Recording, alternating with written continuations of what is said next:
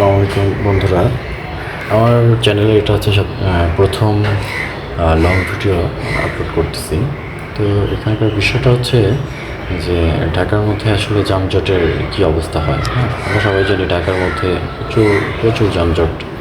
কিন্তু এবার দেখুন যে বর্তমান যে গরম চলতেছে ঢাকার মধ্যে প্রায় 43 থেকে 44 ডিগ্রি সেলসিয়াস তাপমাত্রায়।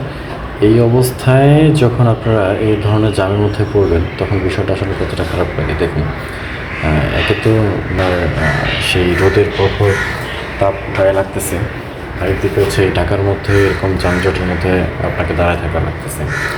হ্যাঁ, মানে আমি আজকে ঢাকায় আসলাম একটু কাজে, তো ভাবলাম যে এখানকার অবস্থাটা একটু ভিডিও করে আপনাদের সামনে একটু উপস্থাপন করি। কিন্তু যা সিচুয়েশন আপনারা নিজেরাই দেখতে পারতেছেন, আসলে এই গরমে তো বাঁচাই যাচ্ছে না। সেখানে জায়গায় জায়গায় মনে করেন যে ব্রেক, হয়তো বা 5 সেকেন্ড 10 সেকেন্ড পর পরই মানে গাড়ি ব্রেক করতে হচ্ছে। হ্যাঁ, আর এই যানজটের কারণে 5 মিনিটের রাস্তা আপনাকে 2 ঘন্টা চলে যেতে হচ্ছে। 2 ঘন্টার রাস্তা দেখা গেছে যে 5 ঘন্টা নিয়ে যেতে হচ্ছে।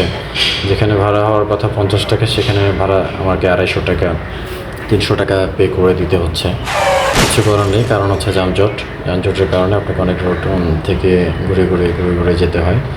আর এই গরমের মধ্যে আপনি দেখেন কীভাবে আমাদের মানে যখন এই রোদের মধ্যে অনেকক্ষণ সময় নিয়ে দাঁড়ায় থাকতে হয়, বিষয়টা আসলে কত খারাপ দেখায়। হ্যাঁ, তা এদিক থেকে আসলে ঢাকার বাইরে যারা থাকে, আমি মনে করি তাদের লাইফ অনেক ভালো, অনেক শান্তিতে আছে তারা। ঢাকার মধ্যে শীতের সময়ও এরকম গরম পড়ে। হ্যাঁ, শীতের সময়ও দেখা গেছে যে এই ধরনের গরমই পড়ে।